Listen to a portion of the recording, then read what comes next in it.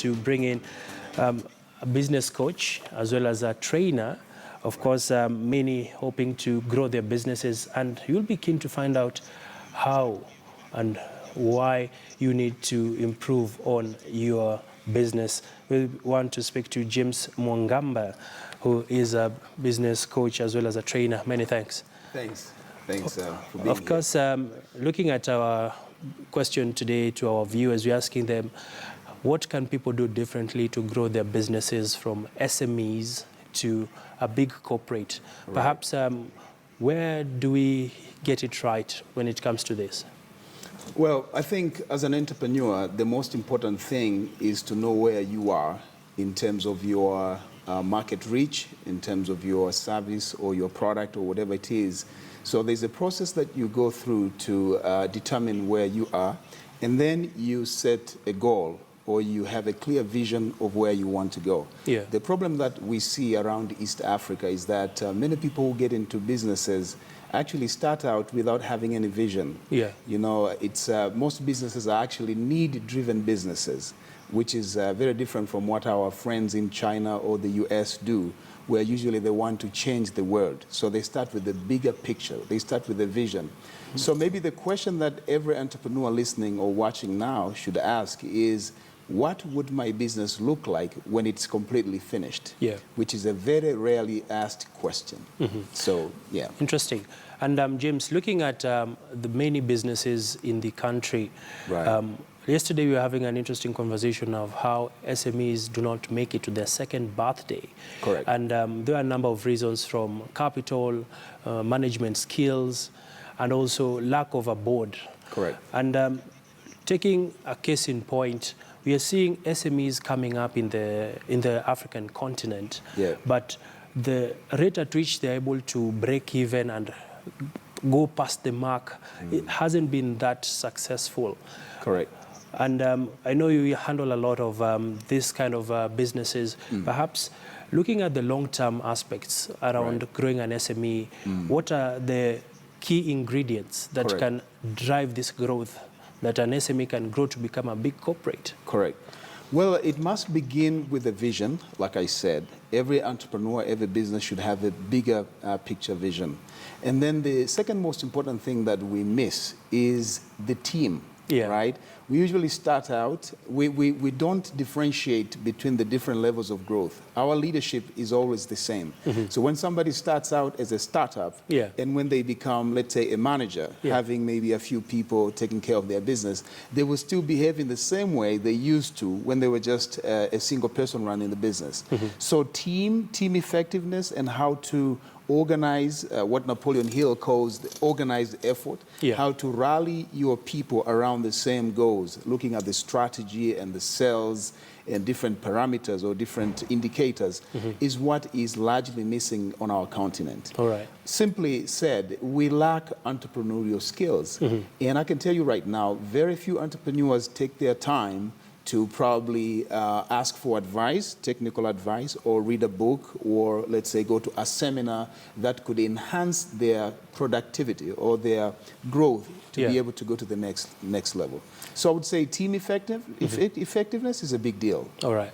Right. So when you talk about team effectiveness, of course, for many startups, it's usually right. a sole proprietorship at the first initial stages. Correct. And then now they bring in someone to manage their accounts, someone to manage their ICT, right. a legal officer, and the team expands down the road. Correct. But how can they incorporate aspects of sales and marketing? Right. Because a lot of SMEs try to downplay the yeah. impact sales and marketing can have to a business. Correct. Perhaps, what would you have to say about this? Yeah, so what we have done, we've done a lot of research. We work in Tanzania, now here in Kenya, and we want to expand to Uganda, is that there are 5 levels of entrepreneurship. Yeah. And most people miss it because they treat their business at the same level and not realizing that the business goes through different phases. So each level would require a different set of rules, a different strategy for sales and marketing. So when you're starting out, basically we call that level 1. Yeah. And then if you move to level 2, that is you have a couple people that are working for you, that's level 2, you are a manager of your business. And then level above that is you are a leader We call that a leader. That is, you have a few managers or you have a few people that actually oversee other people. Yeah. And then level above that, we call that an investor. In other words, there you have resources, you have people, and you can always make sure that your team is effective because you have the skill. And then the growth level, which is actually the corporate level, Sure. where very few entrepreneurs get to reach. So as far as sales and marketing is concerned, the biggest question that the entrepreneur needs to ask is, how much do I need to sell at this level, probably to break even or to go to the next level of growth? Then once that question is answered, then the follow-up question is, do I have the team to help me? Because when you're starting out as a startup, you're just all by yourself. Oh, yes. You would be the one to make all the sales, all the calls, meet all the clients. But when the business expands, it means you need to hire people to help you. Now that takes another skill, which is you need to develop these people. First of all, you need to hire the best that you can find. And people who believe in your vision. Absolutely. That's critically important. So you hire the best people who believe in your vision, but also people who are skilled. Yeah. But if they are not skilled, then you would have if they have good character, because we say that, hire for character and then train for skills. All right. Right. Don't mix them up. I like that. Correct. Hire for character, then train for skills. So it's okay. But sometimes you may hire for character and people just don't pick up. That's when you may need to think outside the box and think of different ways of getting the very best that you can find. And I know a bottleneck is there that you may not have the money to hire the best. But when you look at the current situation, you find out that we have very many sharp young graduates who may not be aspiring for so much money, but they have the drive, the passion, the initiative. These are the people that you can bring in and then train them, develop them, inspire them, make them believe that they can be the best that they can be at sales. That way you can build and grow to next levels. All right. And James, it seems like the vision bearer will have to do a lot of, should I say, mentorship. Correct. And guidance. So who should this person who is the vision bearer relate with so that they can also be held their hand as they mentor others? Because there's always that gap that someone doesn't have a role model. Yep. They just started off an IT company, it's doing well, they hire people, but they don't have someone where they're tapping from or where they're, should I say, taking their water from. Correct.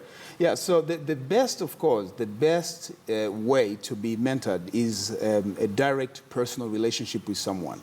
But we know that can always, it's not always easy. So what I recommend is, there are books today. Right? Yeah. Kenya here is blessed. You go out into bookshops, the best I've seen. Yeah. But also the internet is there. Today, everything that you need is probably on Google or on YouTube. There are thousands of videos there that will educate you according to the level at which you are. So you have to invest in yourself. You have to invest in yourself without failing. I remember Warren Buffett was asked at one point, what's the most important investment you have ever made?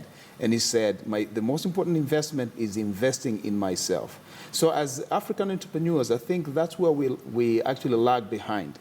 We don't have the drive to invest in ourselves, and yet that is the only thing that will differentiate us from the competition in the marketplace. All right. Final word. Here. Awesome. Right.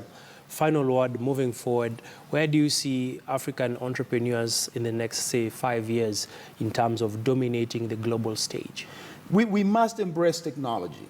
We must, I think, quite honestly, the reason why Africa has always been behind is that we haven't come up with any technology that commands the attention of the world. You see this happening. The Americans, you know what they have done. The Chinese, So I want to speak to every person listening today that think on how you can do your business faster, cheaper, better. And the only way you can do that is look into technology. Continually ask yourself, how can I use technology to empower and improve my business? All right. If we can do that as Africans, I believe we can make a big headway into the future. Fantastic place to end the conversation. Thank you so much. Many thanks, James Mwagamba, a business coach and trainer, just giving us some tips on what it takes to grow your business in this day and age. Of course, he has emphasized the need for ICT as well as mentorship, and also invest in yourself as an entrepreneur.